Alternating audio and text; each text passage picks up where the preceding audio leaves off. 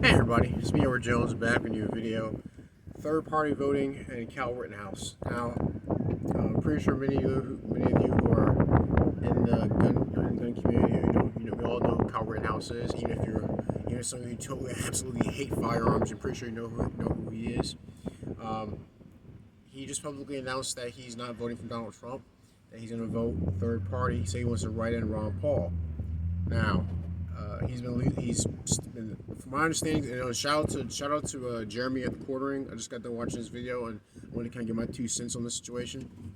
He said that he has over 1 million followers on X, but he since has just lost 50,000 followers, and apparently, as Jeremy says, it's dropping. Many are upset because Donald Trump was in his corner during his situation where he was basically being persecuted through lawfare. He came out free on the other side, thank the Lord. But since then he's been I guess he's been more involved in the gun industry and more gun rights groups, things like that. And to be fair, Donald Trump doesn't. I recognize even back in 2016 that Trump was not a two-way guy. I know this. In fact, I will even say that was what influenced my vote in 2016. I didn't vote for Donald Trump in 2016, but I will always say that I remember the night that they announced that he won. I was like, you know what? And I did a video. The day after the election. I said, you know what? I may not have voted for Donald Trump. It's hot today.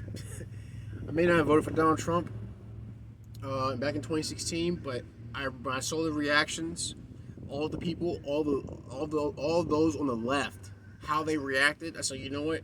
I think we may be in for some interesting times, and we were. I say he did a pretty good job. Now, I know he's not. He wasn't a 2A guy then. I don't think he's still a 2A. I don't really think he's a 2A guy now, in the sense that he's not a gun nut like myself, or even like Kyle, for example. And I think and considering what Kyle has been through, I understand how he's being, what influences his vote. And that he wants to vote for someone he wants to vote for someone who's a strong 2A candidate. He doesn't seem to be a very political person, which is fine. He's very young. I think he's maybe what, 22. I think he's just in his early 20s.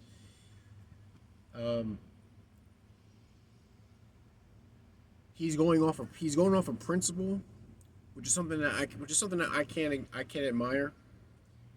But I think I would say that an issue with principles at such a young age, if you don't have the wisdom to kind of really guide you in the right,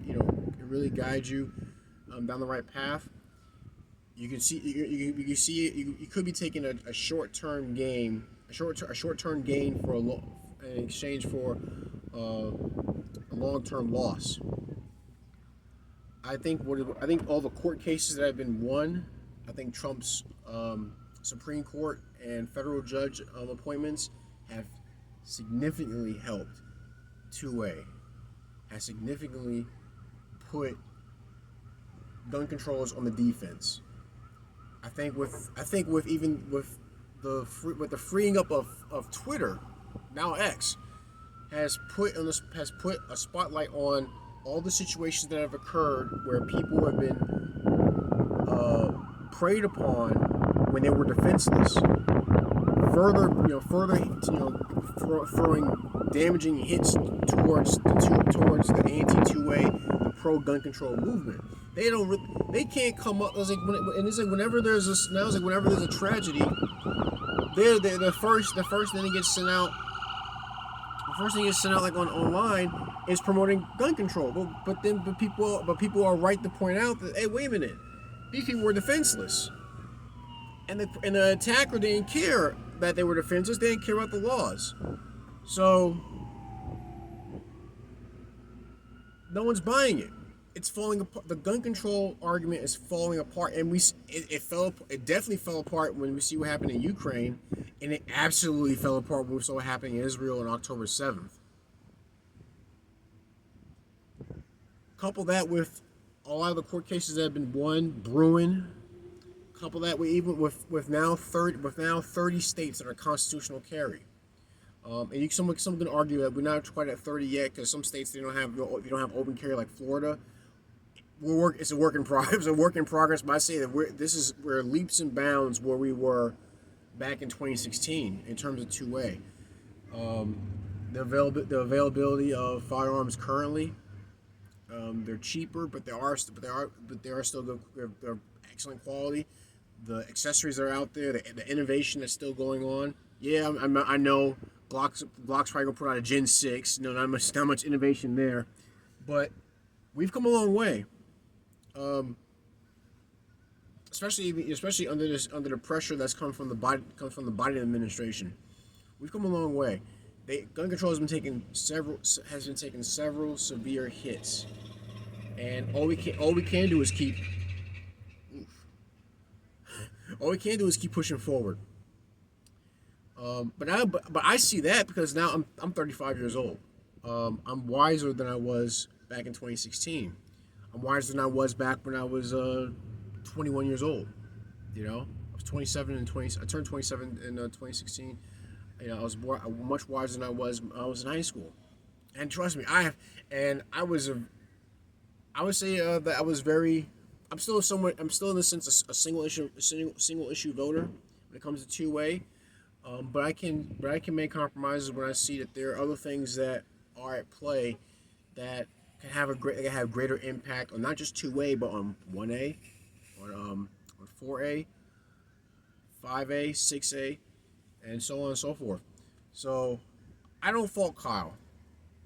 Like I said, he's young. He's young. He's still idealistic. He still has the stuff that he's having to fight through because of what he experienced at that riot in Kenosha.